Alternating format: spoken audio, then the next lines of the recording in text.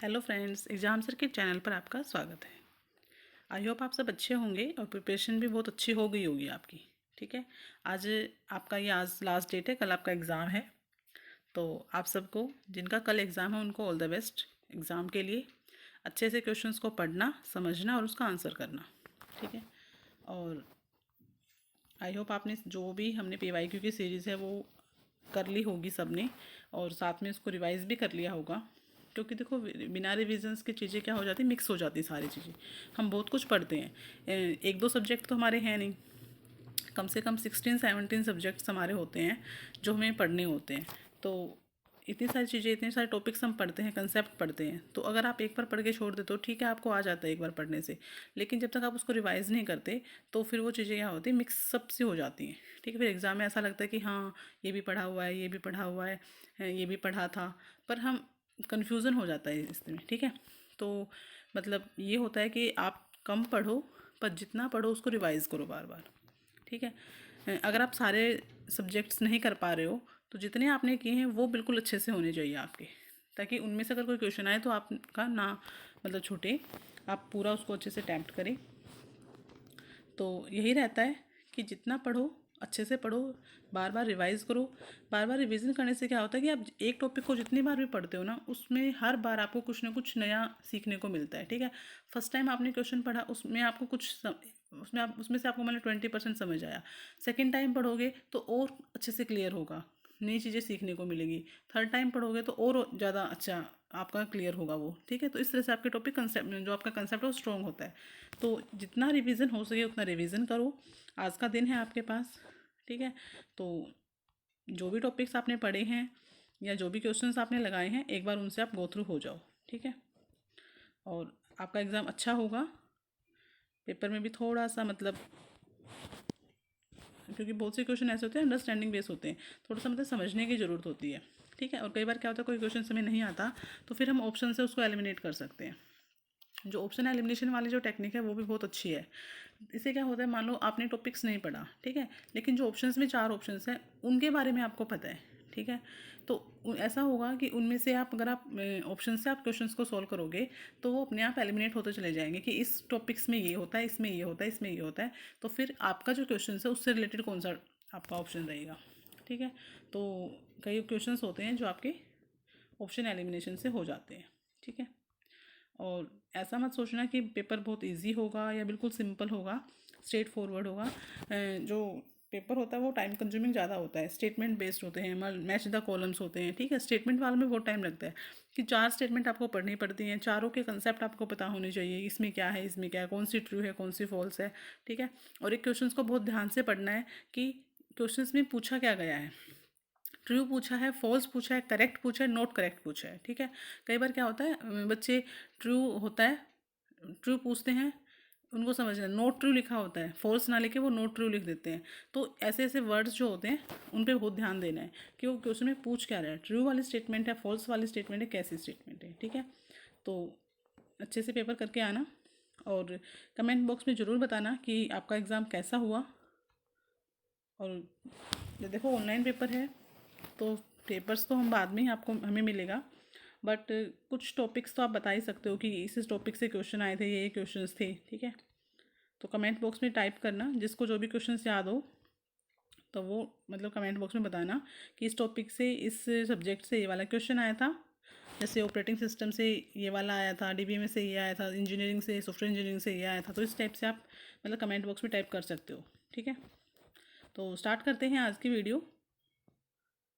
एक सेकेंड, तो हमने कल कहाँ छोड़ा था,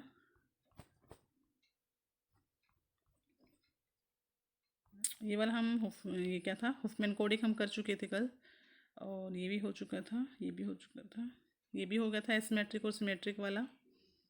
तो हाँ, हमने ये मोंगोडीबी पे छोड़ा था कि नो एसक्यूएल डेटाबेस कौन सा हमारा मोंगोडीबी है। ठीक है, तो आज का फर्स्ट क्वेश्चन है, encryption can be use to achieve which of the following security service on its on. देखो, इनक्रिप्शंस आप सबको पता है, डेटा इनक्रिप्ट करते हैं, किस पर्पज़ के लिए करते हैं, आपकी जो डेटा है उसकी कॉन्फिडेंशियलिटी के करते हैं। ठीक है, तो डेटा की जो सर्विस की सिक्योरिटी या डेटा की जो सिक्योरिटी होती है अपने डेटा की, वो क्या होती है, कॉन्फिडेंशियलिटी होती है। तो इसका आंसर रहेगा ऑप्शन नंबर 1। ठीक है, डेटा इंटीग्रिटी कल मैंने बताया था कि आपका डेटा करेक्ट होना चाहिए, इंटीग्रेट होना चाहिए पूरा। ऑथेंटिकेशन का मतलब यूज़र ऑथेंटिक होना चाहिए। नॉन रेपुटेशन का मतलब क्या होता है, रिसीवर को पता होता है कि क्या ये मैसेज कहाँ से आया है, ठीक है। उसका सेंडर का पता होता है कि ये किस सेंडर ने मैसेज कहाँ आया है, कहाँ से ऑर्गेनेट्स हुआ है, तो सेंडर डिनाई नहीं कर सकता उसके लिए, ठीक है। वो होता है आपका नॉन रेपुटेशंस। तो इसका ऑप्शन आंसर रहेगा ऑप्शन नंबर 1। नेक्स्ट क्वेश्चन है, which of the following statement is true. Digital signature ensure message integrity and authentication, बिल्कुल ठीक है। डिजिटल सिग्नेचर वही बताता है कि देखो आप कई बार हम क्या करते हैं, आपने कुछ भी लेटर वेटर लिखा, ठीक है, एप्लीकेशन भी आप लिखते हो तो उसमें आप नीचे साइन करते हो। साइन से क्या होता है कि ये जो लेटर्स लिखा गया है वो आपने लिखा है, और दूसरा जो भी इसके अंदर आपने लिखा वो बिल्कुल क्या है, करेक्ट है, यही होता है। तो इसी तरह डिजिटल सिग्नेचर होते हैं जब आप जो ई डॉक्यूमेंट्स आप बनाते हो, ठीक है, मतलब इंटरनेट्स पे, मतलब नेट को यूज़ करके आप जो भी कोई डॉक्यूमेंट्स आप बना रहे हो तो उसके लिए आप डिजिटल सिग्नेचर यूज़ करते हो, कि लास्ट में डिजिटल सिग्नेचर होता है कि जो भी ये डॉक्यूमेंट्स में मैंने कंटेंट डाला है, जो भी इन्फॉर्मेशन मैंने दी है वो इंटीग्रेटेड है, और दूसरा क्या है, वो ऑथेंटिक है, ठीक है। तो डिजिटल सिग्नेचर जो होते हैं इंश्योर करते हैं मैसेज की इंटीग्रिटी और ऑथेंटिकेशंस। सेकंड है, hash functions does not ensure message confidentiality. तो देखो इन्होंने पूछा है ट्रू, ठीक है, तो ट्रू पूछा है, तो देखो इन्होंने बोला हैश फंक्शंस जो है, हाँ ये भी बिल्कुल ठीक बात है कि हैश फंक्शन जो है कॉन्फिडेंशियलिटी से रिलेटेड नहीं होता, हैश फंक्शन से अलग होता है, ठीक है। डिजिटल सिग्नेचर्स डेटा की कॉन्फिडेंशियलिटी इंटीग्रिटी एक अलग कंसेप्ट है, तो इन्होंने बोला ऐसा नहीं होता, तो दोनों स्टेटमेंट यहाँ पे क्या है, ट्रू है, तो both A and B are true. Next है, which of the following is the feature of distributed operating system. Feature of distributed operating system is the scalability और flexibility, both are the feature of distributed operating system, ठीक है। तो answer is both A and B. Next, in dash type of distributed operating system the nodes play an important role in the system and task is evenly distributed among the nodes। Okay, distributed operating system की उन्होंने बात की है। देखो distributed operating system क्या होता है, ये आपके नोड्स होते हैं, ठीक है। कोई भी एक टास्क होता है, ठीक है, वो टास्क है सब में डिस्ट्रीब्यूट कर दिया जाता है कि भाई ये वाला पार्ट आप करोगे, ये वाला पार्ट आप करोगे, ये आप करोगे, ये आप करोगे, ठीक है। तो इसके अंदर क्या होगा, जो सारे के सारे जो नोड्स है सबका क्या इक्वल रोल्स होता है, कोई भी यहाँ पे हायर या सीनियर जूनियर वाली कोई बात नहीं होती, ठीक है। ऐसा नहीं होता कोई सिस्टम एक सिस्टम पावरफुल होगा बाकी सारे उसके अंडर वर्क करेंगे, ऐसा नहीं होता। देखो जब आप क्लाइंट सर्वर की बात करते हैं तो सर्वर क्या होता है, एक पावरफुल स्टेशन होता है जिसके पास सारा का सारा कंट्रोल होता है, सारा डेटाबेस होता है। क्लाइंट क्या होता है, उसके अंडर वर्क करते हैं, ठीक है। तो वहाँ पे क्या है, एक सीनियर और जूनियर वाला कंसेप्ट आ जाता है, ठीक है। बट जब हम डिस्ट्रीब्यूटेड सिस्टम की बात करते हैं तो सारे के सारे नोड्स क्या इक्वल होते हैं, ठीक है। कोई हेड नहीं है, सबकी अपनी मेमोरी है, ठीक है। सबका अपना अलग अलग काम दिया है आपने, एक टास्क को अलग अलग डिवाइड किया है सब में, तो सब अपने अपने काम करते हैं, सब इक्वल है, ठीक है। और दूसरा क्या है, यहाँ पे जो टास्क होता है वो डिस्ट्रीब्यूट किया जाता है सब में। तो यहाँ पे इन्होंने क्या बोला है, किस टाइप के ऑपरेटिंग सिस्टम होता है, तो पीयर टू पीयर सिस्टम जो होते हैं, ठीक है। मतलब पीयर टू पीयर का मतलब सब इक्वल लेवल पे हैं, ठीक है। तो ऑप्शन नंबर सी यहाँ पे करेक्ट आंसर होगा। नेक्स्ट क्वेश्चन है, main aim of which of the following is to make the network as a single computer. एक नेटवर्क बना दिया। देखो जब भी डिस्ट्रीब्यूटेड ऑपरेटिंग सिस्टम की बात होती है तो यही होता है ना कि आपने क्या किया, डिफरेंट डिफरेंट सिस्टम्स हैं उनको एक टास्क करके टास्क दे दिया, ठीक है। वो सब अपना काम कर रहे हैं, ठीक है, आपस में सारे क्या है, कनेक्ट भी हैं। तो एक नेटवर्क भी बना है, बट हम क्या मानते हैं, जो टास्क हुआ है वो सिंगल हुआ है, ठीक है। हमने ये मानना है, काम अलग अलग होता है बट हम उसको एज ए सिंगल कंसिडर करते हैं, तो वो आपका होता है डिस्ट्रीब्यूटेड ऑपरेटिंग सिस्टम, ठीक है। कि भाई ऐसा है जिसमें हम एक नेटवर्क बना देते हैं, वर्क का नेटवर्क बना के, और हम सिंगल कंप्यूटर पे सारे काम डन करते हैं, ठीक है। तो ये आपका डिस्ट्रीब्यूटेड होगा, तो only one is the correct. Parallel में क्या होता है, मल्टीपल सिस्टम्स क्या करते हैं, काम करते हैं, ठीक है। तो वहाँ पे अलग अलग काम हो रहा है, मल्टीपल टास्क हो रहे हैं, ठीक है। पैरेलल प्रोसेसिंग में मतलब पैरेलल में मल्टीपल वर्क होते हैं, लेकिन यहाँ पे क्या टास्क तो एक ही है बट उसी को अलग अलग सिस्टम क्या करते हैं, परफॉर्म करते हैं। तो ऑप्शन नंबर ए यहाँ पे करेक्ट आंसर होगा। नेक्स्ट है, which of the following is the process of representing A model which includes construction and working. देखो सिंपल बोला है कि एक मॉडल है जिसको आपने जो किस पे बेस है, कंस्ट्रक्शन पे और वर्किंग पे। एक मॉडल बनाया और उसकी वर्किंग क्या होगी, तो वो क्या होती है, मॉडलिंग होती है, ठीक है। सिमुलेशन हमने पढ़ा था, सिमुलेशन क्या होता है, सिमुलेशन होता है कि जब आपने कोई भी सिस्टम बनाया, एक वर्चुअल रियलिटी को जो शो करता है, ठीक है। मतलब जो चीज़ें एक्चुअल में नहीं हो रही, एक्चुअल में एग्जिस्ट वो नहीं करती, बट हम उसको क्या करते हैं, वर्चुअली वो करते हैं, इम्प्लीमेंट करते हैं ऐसी चीज़ों को, ठीक है। आपको किसी सिस्टम की परफॉर्मेंस चेक करनी है, ठीक है, या फिर आपको कोई नया जो है टेक्नोलॉजी उसको इम्प्लीमेंट करके देखना है, तो इस टाइप की चीज़ों में हम सिमुलेशन यूज़ करते हैं। लेकिन यहाँ पे उन्होंने सिंपल बोला कि कंस्ट्रक्शंस और वर्किंग, आपने एक मॉडल बनाया, कंस्ट्रक्ट किया, ठीक है, मॉडल्स में क्या क्या मॉडल्स होंगे, क्या क्या फंक्शन परफॉर्म करेंगे, सारे के सारे वो सब बताना, वो आपका होता है मॉडलिंग। तो ऑप्शन नंबर ए यहाँ पे करेक्ट आंसर होगा। तो हाँ, only one is the true. Next question है, एक सेकेंड, नेक्स्ट है, यही है नेक्स्ट, हाँ। Fuzzy logic and genetic algorithms are the example of the which of the following computing approach. तो आपको पता है फजी लॉजिक और जेनेटिक आपकी सॉफ्ट कंप्यूटिंग से रिलेटेड होती है, ठीक है। तो ऑप्शन नंबर ए यहाँ पे करेक्ट होगा, क्योंकि फर्स्ट स्टेटमेंट यहाँ पे ट्रू है। नेक्स्ट क्वेश्चन है, the capacity of a link is known as the dash of the link. देखो कैपेसिटी ऑफ लिंक क्या होता है, बैंडविड्थ होता है, ठीक है। जो कैपेसिटी होती है वो क्या होती है, बैंडविड्थ होती है। मतलब एक लिंक है, एक चैनल है, उस चैनल पे उसकी कितनी कैपेसिटी है, वो एक टाइम पे कितना डेटा कैरी कर सकता है, ठीक है, वो होता है आपका बैंडविड्थ। ये चैनल है, सपोज करो हम कहते हैं कि वो एक सेकेंड में कि 2 GB डेटा पर सेकेंड, मतलब 2 GB का डेटा एक सेकेंड में वो कैरी करके दूसरे दूसरे एंड पे लेके जाता है, ठीक है, वो होते हैं बैंडविड्थ, ठीक है।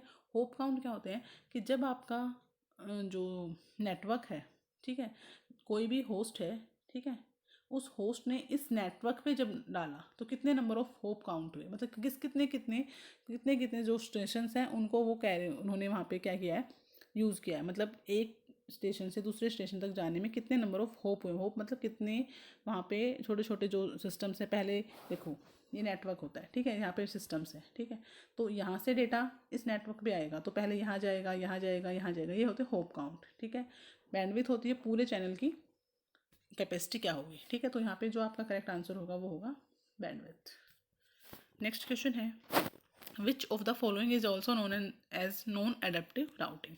मैंने पहले भी आपको बताया नॉन एडेप्टिव राउटिंग क्या होती है, जो आपके राउटिंग करते वक्त जो सारे के सारे जो सर्कमस्टांस हैं उनको कंसिडर करके चले वो एडेप्टिव होती है, जो कंसिडर ना करे वो होती है नॉन एडेप्टिव, ठीक है। मतलब कि उन्होंने क्या किया कि एक्चुअल में क्या सिचुएशन है उससे उसको मतलब नहीं है उनका, उन्होंने क्या कर दिया, फिक्स कर दिया कि हम जो डेटा है वो इस टाइप से इस रूट से हम डेटा सेंड करेंगे, ठीक है। हमारी राउटिंग जो होगी वो ये इस पाथ को फॉलो करेगी, वो होता है नॉन एडेप्टिव। तो इसमें क्या होता है, स्टैटिक राउटिंग होती है, मतलब पहले से ही फिक्स है कि हमने जो डेटा है वो हमारा इस तरह से क्या होगा, ट्रांसफ़र होगा, ठीक है, इस रूट से डेटा हमारा जाएगा, ठीक है। लेकिन उस टाइम पे करंट सिचुएशन हमारी क्या होगी, क्या सर्कमस्टांस होंगे, कितना डिले हो रहा है, क्या नेटवर्क लॉस है, फ्रिक्वेंसी कितनी है, मतलब इन चीज़ों को हम बिल्कुल भी कंसिडर नहीं करते। तो नॉन एडेप्टिव कहता है कि हमारा बिल्कुल स्टैटिक है, हमने फिक्स कर दिया कि हमारा रूट ये होगा, ठीक है। अडेप्टिव क्या होता है, वो करंट सिचुएशन को क्या करता है, एनालिसिस करता है, उसके बिहाफ पे क्या करता है, अपना नेक्स्ट डिसीजन लेता है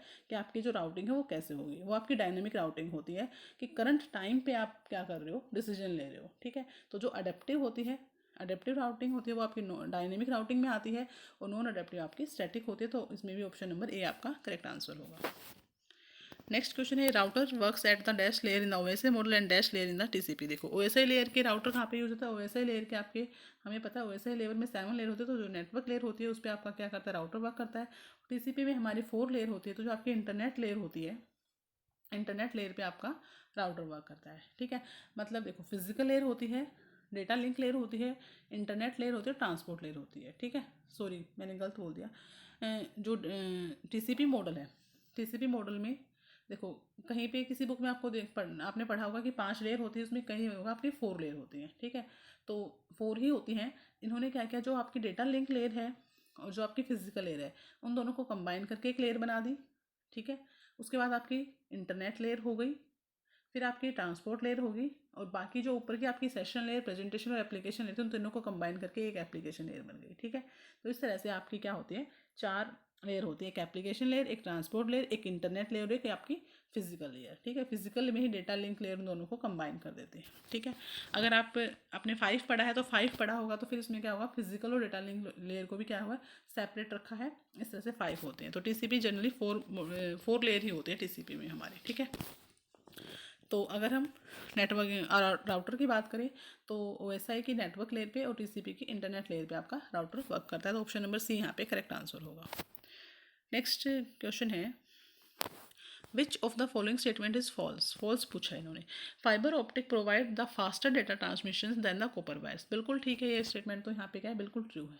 ठीक है, कि इन्होंने कहा जो फाइबर ऑप्टिक्स होता है, ठीक है, उसमें क्या होता है, फास्ट ट्रांसमिशन होता है एज कम्पेयर टू जो कॉपर वायर वगैरह, जो वायर्स वगैरह के थ्रू होता है, कोएक्सियल केबल हो गया, ट्विस्टेड पेयर केबल्स हो गया, इसमें क्या होता है, वायर के थ्रू डेटा ट्रांसफर होता है हमारा। ठीक है, तो वहाँ पे क्या है, थोड़ा टाइम लगता है, टाइम कंज्यूमिंग होता है वो। लेकिन फाइबर ऑप्टिक्स क्या कहता है, जो लाइट की फॉर्म में क्या करता है, डेटा आपका क्या होता है, फाइबर मतलब फ्रीक्वेंसी के उस पर जाता है डेटा। ठीक है, तो वो आपका क्या होता है, फास्ट होता है। सेकंड है shielded twisted pair does not suffer with attenuations. एक सेकंड, सिल्डेड ट्विस्टेड पेयर, देखो ये स्टेटमेंट यहाँ पे क्या फॉल्स है। इन्होंने कहा जो ट्विस्टेड पेयर केबल होता है उसके अंदर एटोनेशंस नहीं होता, ऐसा नहीं है, उसके अंदर होता है। वो इस जो नॉइस वाली प्रॉब्लम होती है वो आपकी ट्विस्टेड पेयर केबल में आती है। ठीक है, मतलब नॉइस की सफरिंग उसमें होती है। ठीक है, इन्होंने कहा नहीं होती, तो ये स्टेटमेंट यहाँ पे क्या फॉल्स है। तो फॉल्स ही पूछा था, तो इसका करेक्ट आंसर क्या होगा, ऑप्शन नंबर सेकंड होगा। ठीक है, देखो इस टाइप से आप कंफ्यूज हो जाते हो, यहाँ पे फॉल्स पूछा है, ये तो ट्रू है, ये फॉल्स है। ठीक है, ये फॉल्स है, तो इसका आंसर क्या होगा, सेकंड वाला होगा। ठीक है, तो ऑप्शन नंबर बी इसका करेक्ट आंसर होगा। नेक्स्ट क्वेश्चन है, data mining is an important components of KDD process, full form of KDD, KDD की फुल फॉर्म क्या होती है, नॉलेज डिस्कवरी डेटाबेस। ठीक है, ऑप्शन नंबर डी इसका करेक्ट आंसर होगा। Which of the following is a unsupervised data mining algorithm. देखो unsupervised learning क्या होती है, एक सुपरवाइज लर्निंग होती है, एक अनसुपरवाइज लर्निंग होती है। देखो अनसुपरवाइज क्या होती है कि पहले से ही आपको आपके पास ट्रेंड डेटा नहीं होता। ठीक है, मतलब आपके पास कोई भी ट्रेंड डेटा नहीं होता, आपको एक्चुअल में नहीं पता कि ऐसा करने से ये आउटपुट आएगी, आप मतलब बिल्कुल भी ट्रेंड नहीं हो उस चीज़ के लिए, वो होती है अनसुपरवाइज लर्निंग। लेकिन अगर आपके पास ऑलरेडी ट्रेंड डेटा है, मतलब आपको पता है कि क्या आउटपुट आएगी ऐसा करने से, वो आपका होता है सुपरवाइज लर्निंग। ठीक है, मतलब एक सुपरविजन आपको दिया जाता है। ठीक है, तो यहाँ पे उन्होंने पूछा कौन से एल्गोरिथम नहीं है, तो डिसीजन ट्री आपके अनसुपरवाइज का पार्ट है। ठीक है, और के मीन्स नहीं है। ठीक है, के मीन्स जो आपकी जो है सुपरवाइज लर्निंग है। सॉरी, इन्होंने बोला अनसुपरवाइज लर्निंग, तो अनसुपरवाइज लर्निंग आपकी के मीन। ठीक है, के मीन आपकी अनसुपरवाइज्ड ही है। सुपरवाइज्ड आपकी है डिसीजन ट्री, नेवी बेस और स्पोर्ट वेक्टर, मतलब इसमें ऑलरेडी आपके पास ट्रेंड डेटा का मतलब ये इनपुट गई, ऐसा ये आउटपुट आएगी, हमें पता है ऑलरेडी। ठीक है, वो सुपरवाइज होता है। लेकिन के मीन्स में अनसुपरवाइज कैसे है, क्योंकि यहाँ पे हम डिस्टेंस निकालते हैं। ठीक है, दो नोड्स का, दो कोऑर्डिनेट्स वैल्यू का आपस में डिस्टेंस निकालते हैं। ठीक है, और कौन सा किसके क्लोजेस्ट होगा वो ऐसे निकालते हैं। मीन्स कैसे निकलता है कि सम करो और डिवाइड बाई 2 करो, ऐसे निकलते हैं ना। तो इन्होंने कहा यहाँ पे कोई भी डेटा ट्रेंड नहीं होता, एक्चुअल में जो आपके पास वैल्यू आई है उस वैल्यू से हम क्या निकालते हैं, क्लोजेस्ट डिस्टेंस निकालते हैं, उनका मीन निकालते हैं। ठीक है, और जो मीन निकलता है वही आपका फिर आगे जाके वर्क करता है उस पर। ठीक है, तो यहाँ पे आपका जो अनसुपरवाइज लर्निंग का है वो आपका के मीन्स है, तो ऑप्शन नंबर बी यहाँ पे करेक्ट आंसर होगा। ठीक है, अनसुपरवाइज पूछिए इन्होंने। नेक्स्ट क्वेश्चन है, which of the following statement is true. Rapid Miner is one of the most popular predictive analysis system created by the company with the same name of the Rapid Miner। बिल्कुल ठीक है, rapid minor एक क्या है, predictive software है। ठीक है, एक प्रिडिक्टिव सॉफ्टवेयर मतलब कुछ भी आपको प्रिडिक्ट करना है उसके लिए एक सॉफ्टवेयर है, और उसका नाम भी आपका क्या है, रैपिड माइनर ही है। ठीक है, सेकंड है, तो ये तो ट्रू है। तो उन्होंने सेकंड पूछा, association rule mining is use to find the hidden pattern in the data set. Hidden pattern नहीं, देखो एसोसिएशन रूल क्या करता है कि आपके पास दो डेटा सेट हैं, उन दो डेटा सेट में जो भी डेटा है, जो भी आइटम्स हैं, वो आपस में कितने एसोसिएट हैं, उनके बीच में कितना कनेक्टिविटी है, वो चेक करते हैं हम। ठीक है, आपके पास क्या होते हैं, डेटा है। ठीक है, डेटा आइटम्स हैं बहुत सारे। ठीक है, तो जो डेटा आइटम्स हैं, और जहाँ पे डेटा आइटम्स होते हैं उनको हम डेटा सेट बोल देते हैं। ठीक है, तो कलेक्शन ऑफ आइटम्स को हम डेटा सेट बोलते हैं। तो जहाँ पे हमारे पास क्या है, different different data set given है, तो उन डेटा सेट के बीच में क्या रिलेशनशिप है, वो कितने एक दूसरे से कनेक्ट हैं, कितने एसोसिएट हैं एक दूसरे से, वो हम एसोसिएशन रूल से निकालते हैं। ठीक है, ये आपके माइनिंग का है।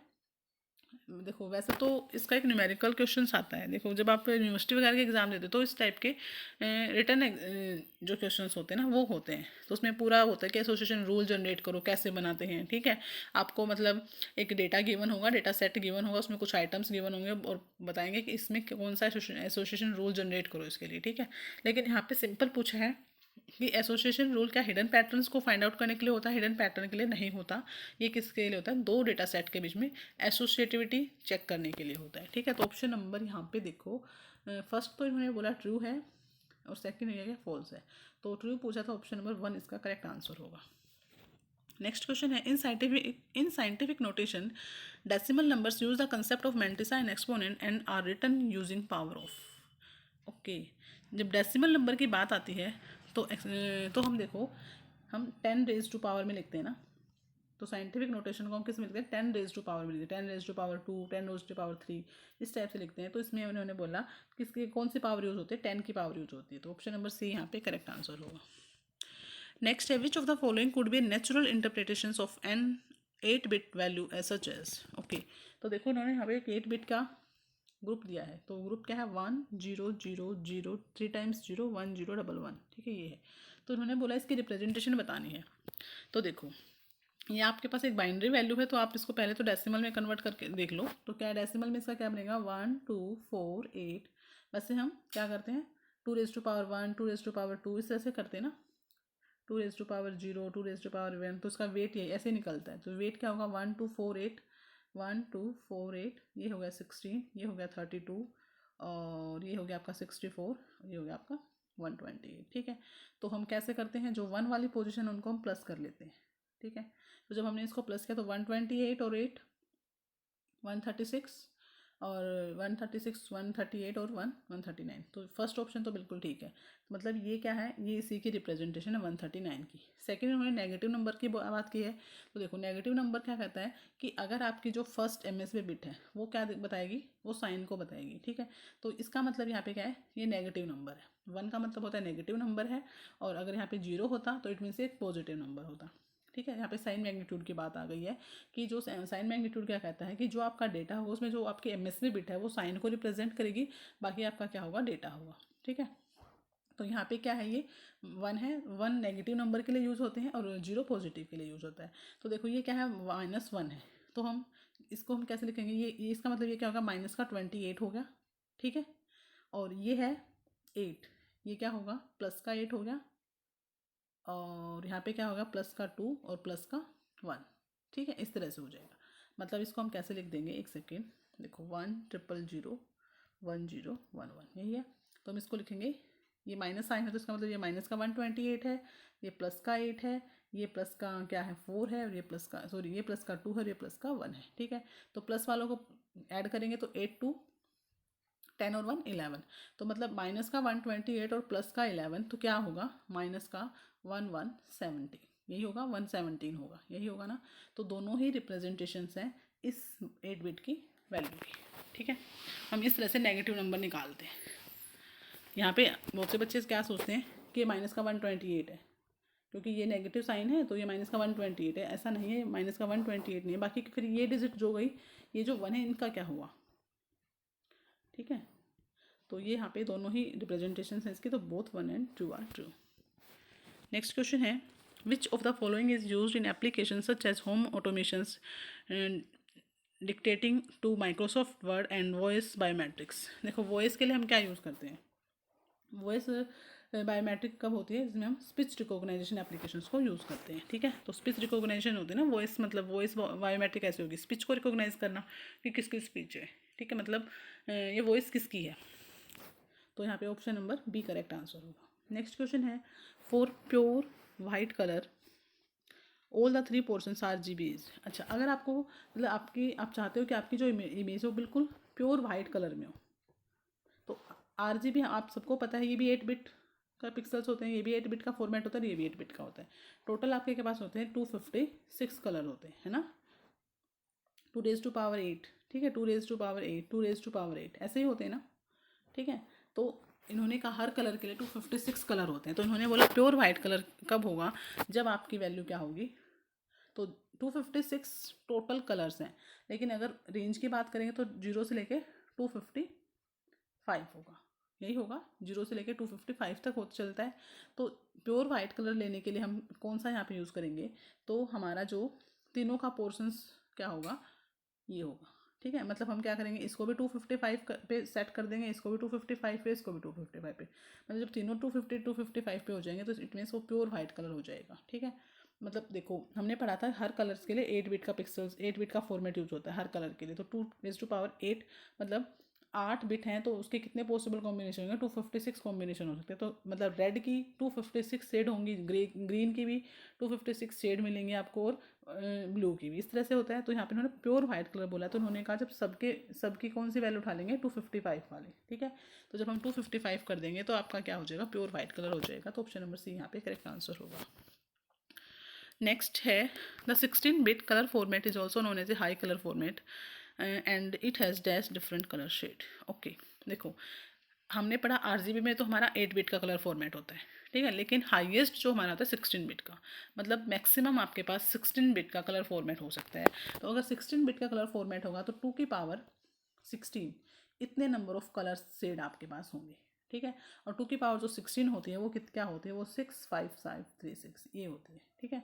तो इतने नंबर ऑफ कलर शेड जो होंगे, डिफरेंट डिफरेंट जो कलर्स की शेड होंगी, वो मिलेगी आपको कब, जब आपका कलर फॉर्मेट 16 बिट का है, ठीक है। 8 बिट का है तो हमने अभी ऊपर देखा 256 कलर की शेड मिलेंगे अलग अलग, ठीक है। अब 16 बिट का है और 16 बिट से ऊपर कोई कलर फॉर्मेट नहीं, तो ये हमारा हाईएस्ट कलर फॉर्मेट होता है, ठीक है। तो यहाँ पे इन्होंने बोला अगर 16 बिट का है तो टोटल कितने कलर्स होंगे, डिफरेंट कलर्स होंगे आपके, ये वाले। तो डिफरेंट कलर्स ये होंगे। और अगर इसकी रेंज पूछे कि जो लास्ट वैल्यू होगी वो क्या होगी, वो 0 से लेके 6555535 यहाँ तक चलती है ना टोटल। जीरो जीरो जब हम जीरो भी इंक्लूड कर लेते हैं तो एक कम जाती है ना। तो अगर हमारे पास पूछे रेंज क्या होगी उस कलर की, मतलब जो कलर जाएगा उसकी रेंज क्या होगी, लास्ट जो रेंज होगी वो ये वाली होगी, फर्स्ट जो रेंज होगी वो, मतलब फर्स्ट का मतलब जीरो का मतलब क्या है, जो 16 बिट हैं वो सारी की सारी पहले क्या होंगी, जीरो जीरो हो जाएंगी, और लास्ट में क्या होंगे, 16 की 16 बिट क्या हो जाएगी, 111 हो जाएगी। जब 16 बिट 1 1 हो जाएंगे तब आपका ये वाला नंबर बनेगा, ठीक है। तो अगर रेंज की बात करें, तो अगर हम रेंज की बात करें तो रेंज हमारी 0 to 65535 तक चलती है, और टोटल नंबर ऑफ शेड कितने होंगे, वो आपके होंगे 65536, ठीक है। तो ऑप्शन नंबर बी यहाँ पे करेक्ट आंसर होगा, ठीक है। नेक्स्ट क्वेश्चन है, ठीक है, ये आज का आपका लास्ट क्वेश्चन था। तो आई होप आपको वीडियो अच्छी लगी होगी, आपका जो कुछ कंसेप्ट है वो भी क्लियर हुआ होगा, कोई डाउट होगा वो भी आपका क्लियर हुआ होगा यहाँ पे। तो अगर वीडियो अच्छी लगे तो प्लीज़ लाइक करना, चैनल पे नए हो तो सब्सक्राइब करना, और कोई भी डाउट है तो कमेंट बॉक्स में टाइप कर सकते हो। प्लीज़ लाइक कर दिया करो वीडियो को, ठीक है। देख लेते हो तो लाइक करने में क्या जाता है, तो लाइक भी कर दिया करो, ठीक है। तो ठीक है, फिर कल के लिए अगेन एक आपको ऑल द बेस्ट, जिनका कल एग्ज़ाम है, और अच्छे से एग्ज़ाम करना, ठीक है। बिल्कुल फ्रेश माइंड से सोच समझ के आप आंसर करना, ठीक है। और कमेंट बॉक्स में टाइप करना कि किस सब्जेक्ट से किस टाइप के क्वेश्चंस आए थे, ठीक है। देखो सारे क्वेश्चंस तो सबको याद नहीं रहेंगे, बट किसी को कोई क्वेश्चन याद आएगा, किसी को कोई आएगा, तो इस तरह से आप कमेंट बॉक्स में टाइप कर देना कि भाई ये वाला क्वेश्चन आया था इस सब्जेक्ट से, डिग्री में से ये आया था, सॉफ्टवेयर इंजीनियरिंग से ये आया था, मतलब जितना भी आपको थोड़ा बहुत याद हो तो प्लीज़ उसका कमेंट बॉक्स में टाइप कर दें, ताकि हमें भी पता चले कि किस टाइप का पेपर आया था, किस टाइप के क्वेश्चन आए थे, ईजी लेवल था, मॉडरेट था, या डिफ़िकल्ट लेवल था, पेपर का लेवल कैसा था, ठीक है। क्योंकि जब आंसर की आएगी पेपर तो हमें तभी मिलेगा, हम पेपर को तभी देख पाएंगे जब आपके आंसर की आती है, ठीक है। बट थोड़ा बहुत आइडिया तो हमें लग ही जाएगा ना कि पेपर का लेवल कैसा था, ठीक है। क्योंकि जो बच्चों को क्वेश्चंस याद होते हैं कि इस टॉपिक से ये वाला क्वेश्चन आया था, ठीक है। तो प्लीज़ यहाँ पे कमेंट ज़रूर करना कि जिसको भी जो भी क्वेश्चन याद आए कि ये वाला क्वेश्चन था, ये वाला था, ये वाला था, तो यहाँ पे कमेंट बॉक्स में टाइप कर देना, ठीक है। तो फिर ठीक है, आज का टाइम है, जितना रिवीजन हो सके अपना रिवाइज़ करो, टाइम वेस्ट मत करो, और अपनी रिवीजन पे ध्यान दो, ठीक है। और फिर मिलते हैं एक नई वीडियो के साथ, देखते हैं आगे हम क्या करेंगे, कौन किस सब्जेक्ट्स को उठाएंगे, ठीक है, किसकी प्रिपरेशन स्टार्ट करेंगे, ठीक है। अभी हम DSSB के लिए कर रहे थे, आगे हम कोई और जो एग्ज़ाम है हमारा आने वाला है, जो कमिंग होगा एग्ज़ाम होगा, तो उसके लिए प्रिपरेशन स्टार्ट करेंगे, ठीक है। और हमारी जो प्रिपरेशन होगी वो हमारी हमेशा PYQ के फॉर्म में ही रहेगी, ठीक है। अब जैसे UPLT का भी एग्ज़ाम होगा शायद, उसके भी फॉर्म फिल हुए थे अभी लास्ट मंथ, तो हम सोच रहे हैं कि आगे जो है UPLT का जो सिलेबस है उसके अकॉर्डिंग हम जो PYQ होंगे वो यहाँ पे डिस्कस करें, ठीक है। तो ठीक है, फिर आप सबको एग्ज़ाम के लिए ऑल द बेस्ट, ठीक है। तो फिर मिलते हैं नई वीडियो के साथ, तब तक के लिए